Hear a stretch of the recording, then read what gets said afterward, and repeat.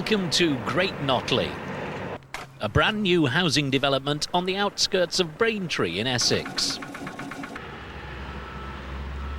In this series, we're going behind the scenes of a major construction project to show you how it works and meet the people who are making it happen.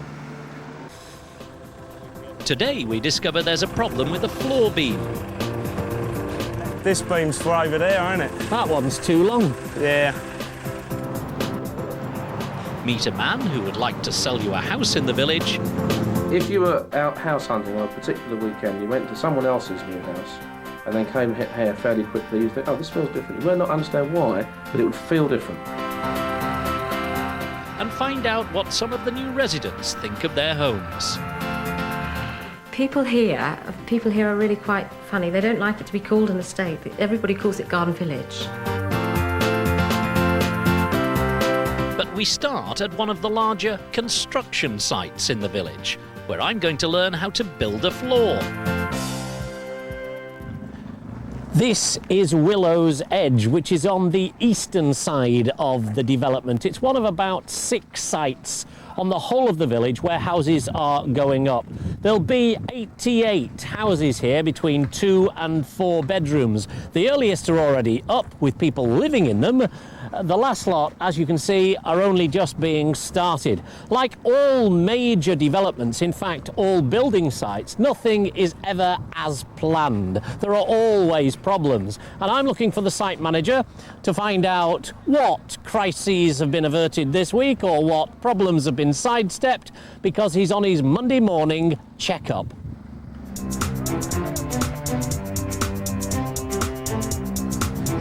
So how's it been going? Fairly well today. Last week we had a little bit of a problem where we had a theft on site, which obviously didn't help us an awful lot. We've got a house just over the cul-de-sac there, which is ready for people to move in. We unlocked on the Thursday morning and found that the boiler was actually missing. Someone had stolen the boiler? Yeah, someone had actually gone in and taken the boiler off the wall. Presents us with a bit of a problem, really. One, that the services are live at the gas and the electric, this sort of thing. And 2, obviously, when we've got a house at that advanced stage ready for people to move in, we have to sort of scurry around to try and get another boiler fitted and get it sorted out. When he ripped it off the wall, did he have gas pouring into the house and things like that? We did. But so, you were all right? If he was using a match rather than a torch, let's say, it would have been a bit more interesting. Yeah, OK. Now, we've got the beams going on here. That's right. The lads are actually laying them down now. What are they doing, first of all? Well, that's what we call a suspended floor, and it's suspended in as much as it spans across the whole area of the actual house. We have to leave a void underneath it, which is from that point to that point, to stop any damp from tracking through the soil that's left in between the foundation, travelling through to the inside of the house. There's a kitchen that fits in that end, so that's the mains water coming into the house, and everything in the house will spur off that, and also the drain out of the house is there as well. Why are they, I mean, for example, this one is lengthways, and yet this one is just side on. Why? That's right. Well, we have an independent company do a detail for us for all the floors, which you want this? There you go. Go on, carry on. Sorry. They work out the stress loadings over the whole area. They will determine at what point the beams have to be fixed at. Sometimes they're closed together if there's more of a loading above that. Sometimes they're spaced further apart. Andrew's a busy man with other houses to build, but putting in the floors is the next stage of the building process we're following. So I'm going to stay here and give the lads a hand. 2, here we go. Put it down. That one? There, this beam's for over there, isn't it? That one's too long. Yeah. What's going on there? That's why they've come off the lorry. They've come off that this one's too long. So Yeah, do you cut for them that floor there, though. Oh, is it? Yeah. This one's that floor there, Chris, this first one. What? Do, just slide it over. Well, there's one of the problems, you see. They've gone and got some of the beams, but they're the wrong length for this particular part of the house. Are they for another part of the house or for completely different? Oh, they're from over there. Right, so it's got to go back on? Yeah. We're not having this. Yep.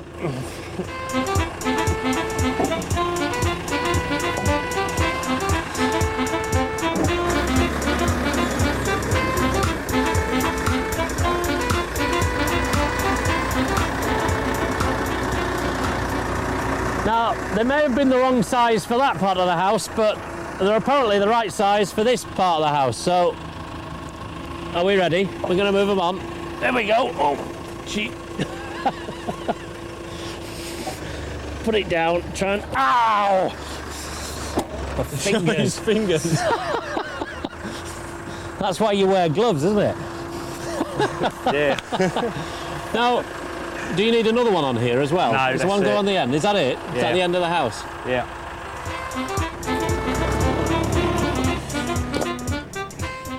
So, a useful piece of information about floors? There are different floors for different ground conditions.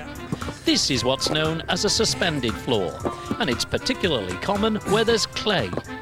Clay, as you know, expands when it gets wet. It's known as clay heave, and suspended floors are better than most at coping with it.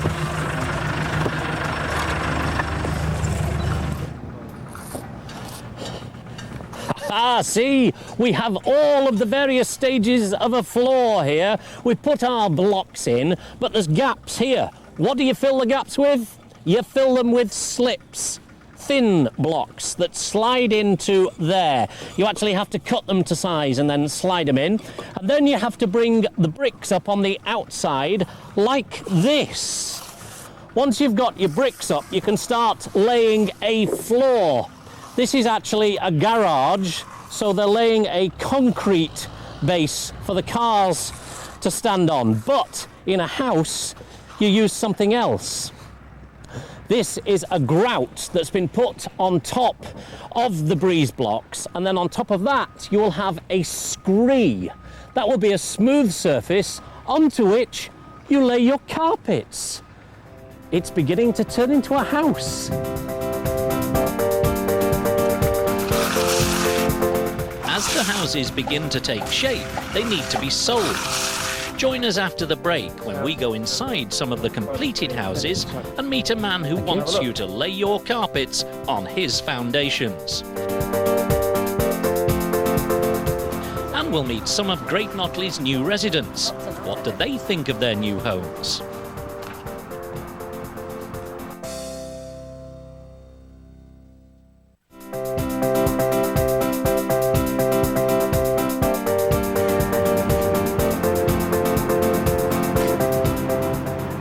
And welcome back to Great Notley, where I'm now off to an area of the village known as the Stow. Here, there are lots of houses that have been built to resemble a traditional Essex village. There are almshouses, rectories, halls, and coach houses, all built with loving care to their appearance. But no matter how ornate they are on the outside, someone has to design how they look on the inside. And that someone is Chris Crook and his team. How do you go about deciding how we live? Well, you have to take the starting point being the way that you design the layout of the estate and the individual houses from the outside, because that has a bearing on, as you've said, the way we live. If you take this particular house, which is a two-bedroom house, it looks like this up here. Right. So it's a straightforward square house, isn't it? It's almost the way that a child would draw a house, in that it's, we put the fireplace and the chimney stackers central to both floor plans. So you come through the front door into a living area, and the first thing you see is the fire, which is something which is very traditional. And on the first floor, that provides the break point between each side, bedroom, bathroom combination on each side. So it serves, if you like, the pivot in terms of the design of that particular house, and it works. People really love this house. Now, we saw this as being something like a well-proportioned two-bedroom house with parking, so it normally would have a double garage that goes with it, with a small private garden, something that someone might trade down to, an older person who's no longer in need of a large family house because their children have left home. So that's one possible type of family. The other is, as you can see from the first floor, it's two bedrooms, but it's also got two bathrooms. So you could find it's a situation with more and more smaller households, divorce rates on the increase and so forth, that someone might be able to buy this house as a single person and possibly sublet a room and let it Really? down. So everyone's got their own bathroom. So that's a thought that's gone into that particular house. You actually think about it that closely, that you think about, you know, divorced people subletting and things like that? Yeah, well, we've got to think about the flexibility of the product, because this particular house, when we first designed it, was quite experimental, because it would sell here at Notley for about 140, 150,000, and you could buy a 2-bedroom house in Braintree for under 100,000. You are, whether you like it or not, playing God.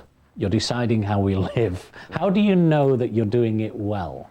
Well, from what people tell us, basically. I mean, we get the response from very ready people coming through the sales offices and show homes and saying, well, we like it or we don't. Or if you've got it really wrong, you won't see them at all. But once they're in, once they're looking at the designs, once they're looking at the show houses and looking at the stock that we've got to offer, they will quickly say, well, that suits what I'm looking for, or that doesn't. And interesting, you know, some people would come out almost unprompted at weekends and say, well, that was just so different, so good, I've got to have it. And they'll suddenly think about moving when they weren't before. But if they say the opposite and say, this is absolute rubbish, I'd never live here in a million years, would you literally redesign the house? We'd have to sort of look at why they'd said that in a little bit more detail and understand why. But so far, no one's ever said that.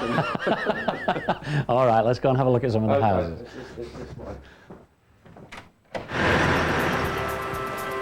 So much for the theory. What about the reality? We went to see Louise Beale, who moved into Cuckoo Way on the Stowe 6 months ago. We looked around the whole area at older properties and new properties and different developments, but we really like the idea of Great Notley. Apart from the fact that it's so well landscaped and all the houses they're all different and not everything looks the same and not every road or close looks the same. It's really appealing.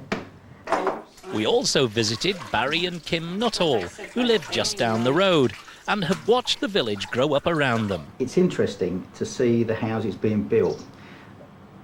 I like walking down to the school and back. I go there every night to pick the kids up from school, the 2 boys.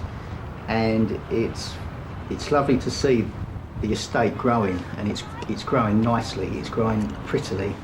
You feel, and you can't wait to see what the end result is. And the trees went in about a month ago, and you think, oh yes, it's coming together. And the whole concept is very, very good. Both the Nuttalls and the Beales live in large 5-bedroomed family houses, costing in the region of £350,000.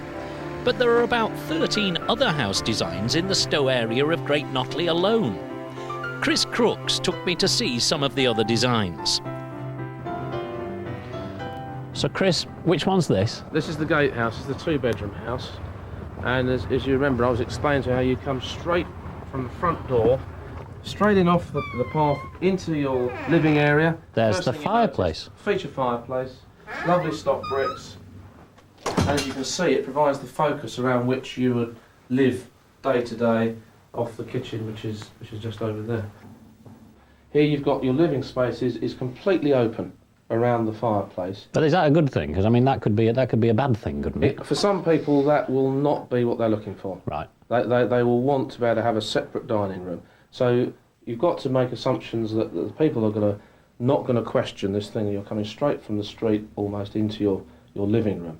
One of the things that you'll notice that's different from other small houses that you might find elsewhere is the ceiling height. I can't touch the ceiling with ease here. You can find with others that you better do that. Who decides that? Do you decide that? Well, something that we have consciously made an effort to do is to provide houses that feel more spacious, and one of the ways of doing it is to raise the ceiling level by a couple of courses of bricks. This house could be built at a lower level. So the fact that I can't touch the ceiling makes me feel a better person?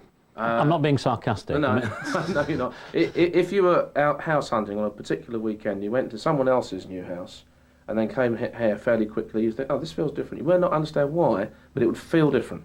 Right. Something that appeals to perhaps the subconscious. Everything's off it. The garden's off it, the kitchen's off it, whatever's off it. So it suits a modern lifestyle within a traditional sort of context. There's coffee on, and I remember someone saying to me once that the way to sell a house is to have it smelling of coffee. He showed me the bedrooms upstairs with their ensuite bathrooms and we talked about fixtures and fittings.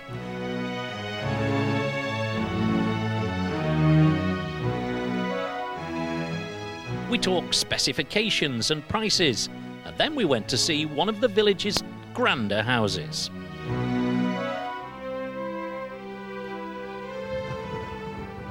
This is what you call the hall, yes? Yes, it's one of a matching pair, like bookend style, on each side of the road. And this house is very close to being finished. Now, this is the raised bit you were telling me about. Yes, the area for dining. That's the dining area? Yep. Now, you see, I think that's odd. Do you? I think, well, because you just come straight through the door and there's the dining area. I think it's odd. You don't?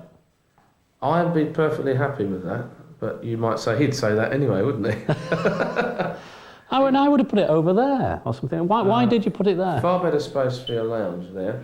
You've got to be near to the kitchen, and it's the focal point of the ground floor serving the upper parts, first and second floor, coming down into the dining room, breakfast room, that part of the house.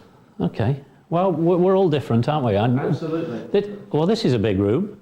Lovely big room, and lots of natural light coming in through the feature window, an ingle-loop fireplace. I mean, you like all these things. Who's to say you're right? I mean, is there someone governing you saying, hold on a minute, you've actually got that wrong? No, not in those terms, and yes, you're right, we do, if you like, experiment sometimes with things that you perhaps wouldn't find elsewhere, but we look to, if you like, traditional precedent in order to try them out.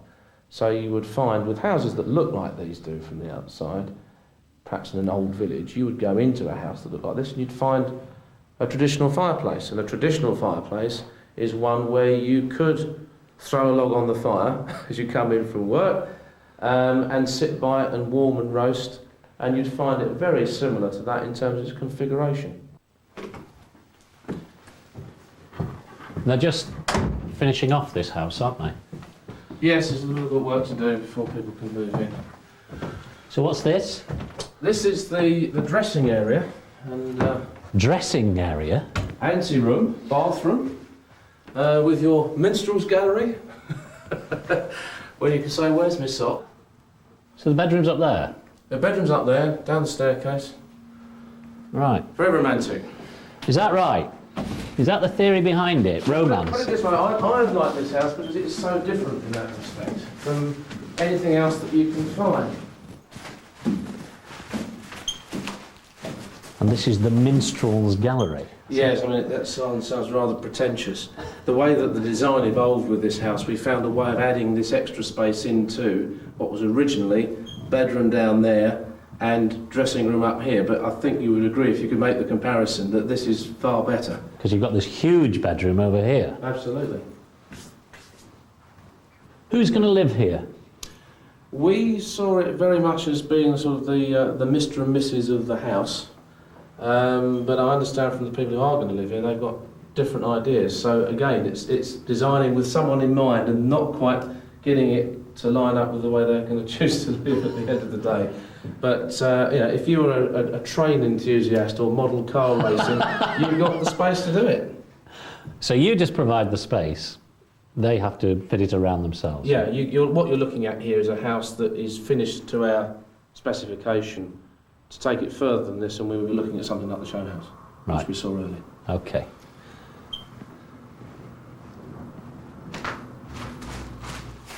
This is the house that you described as the party house, isn't it? Yes, I think you can perhaps see why it attracted that description, because of the space that we've got. What most of the new residents seem to like in particular is the size of the rooms in their new houses. And above all, the size of the kitchen, or family room, as the designers call them. This is our main living room where we can communicate with everybody. The good thing about it is the fact we stay as a family, because we do actually live and communicate in this room. We eat, watch television, talk. We're not split up around the house. This room really, I think, is a terrific room. It's nice, it's light, it's airy, and as I say, the children come home from school, they can sit and watch TV or do their homework whilst I'm getting on with the tea, and I can see what they're doing. So yeah, really I think the family room and the fact that the children had got their own bathroom and quite big bedrooms on the top floor sold it to us, really. But even the best design houses can't take away the trauma of moving and settling into a new home. The day we moved in, we had a little problem there with solicitors and one thing and another, and the people had moved into our house. We assumed then that our money would have gone across and we could move into this, but that wasn't the case, and we were outside for 2.5 hours with the hamster on the bonnet and the dog and the cat. The children were at school, so it was a bit of a nightmare. But we did get in eventually, and the removal men were great, although they didn't know it was 3 stories, so they were a bit tired. But we've only had nothing major, but just little things like the leaky tap and a scratched worktop there and a cupboard door that was a bit wonky, and just little things really, nothing major. But they have come back and they've done everything and have been very good. I found it very difficult at first having people overlook me, because it's been many years since I've had to live in a house where people actually overlook, and you're sitting down and you think, oh look, these people can see me. Now we don't see it. We don't see the houses in the background. We live our lives as if that doesn't exist. Whereas when we first moved here, I felt conscious of the other houses. But it's okay now. I don't even think about it. And when all the shrubbery grows up around here, well, you won't even see the houses. Now, finally established in their new homes, all the careful planning has paid off. Residents like, nay love their new homes. Join us next time when we learn more about what makes these homes work and meet some of the builders.